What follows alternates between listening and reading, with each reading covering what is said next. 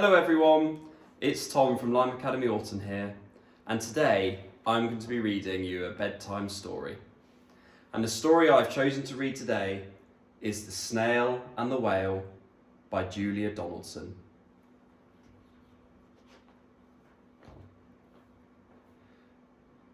This is a tale of a tiny snail and a great big grey blue humpback whale.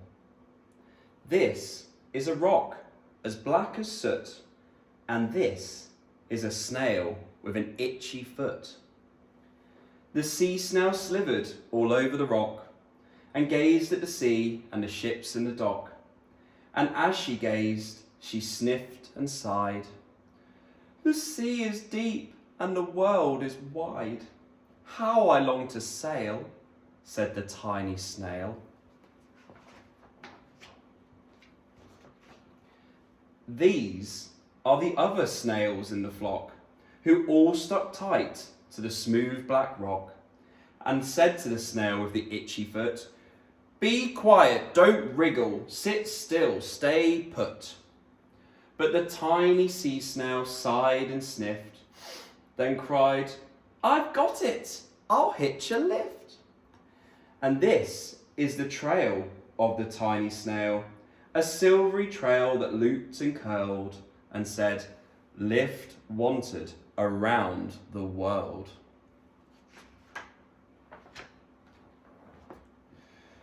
This is the whale who came one night when the tide was high and the stars were bright. A humpback whale immensely long, who sang to the snail a wonderful song of shimmering ice and coral caves and shooting stars and enormous waves. And this is the tale of the humpback whale.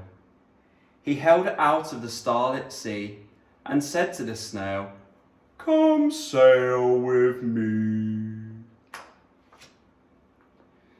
This is the sea, so wild and free, that carried the whale and the snail on his tail to towering icebergs and far-off lands, with fiery mountains and golden sands.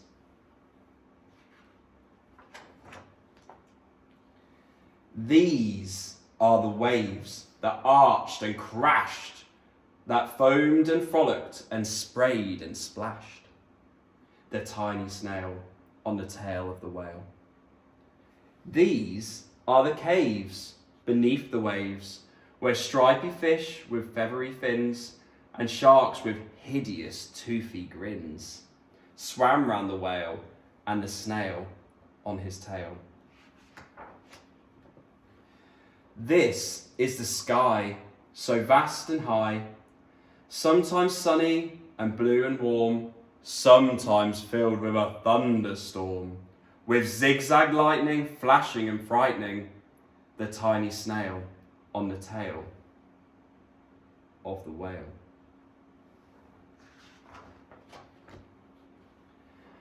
And she gazed at the sky, the sea, the land, the waves and the caves and the golden sand. She gazed and gazed, amazed at it all, and she said to the whale, "I feel so small." But then came the day the whale lost his way.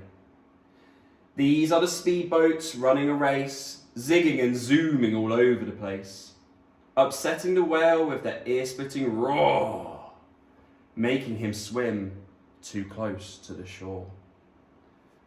This is the tide slipping away. And this is the whale lying beached in a bay. "Quick, off the sand, back to sea," cried the snail. "I can't move on land, I'm too big," moaned the whale. The snail felt helpless and terribly small. Then, "I've got it," she cried and started to crawl.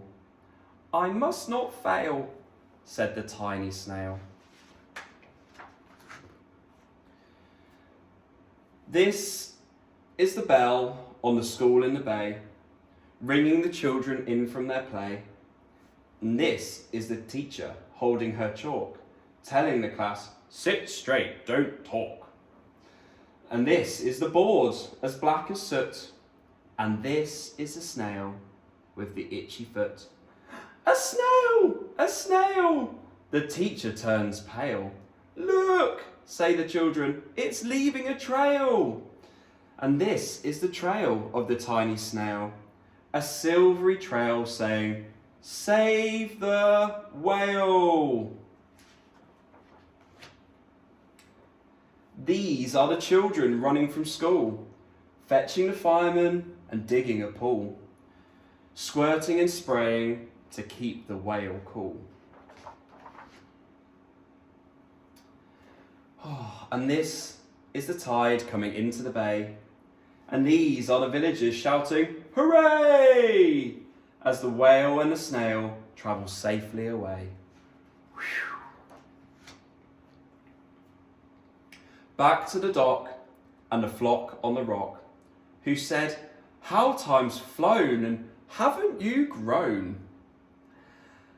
And the whale and the snail told their wonderful tale of shimmering ice and coral caves and shooting stars and enormous waves, and of how the snail, so small and frail, with her looping, curling, silvery trail, saved the life of the humpback whale. Then the humpback whale held out his tail, and on crawled snail after snail after snail. And they sang to the sea as they all set sail on the tail of the great grey blue humpback whale. The end. Thank you all for listening to our story, The Snail and the Whale. Good night and sleep well.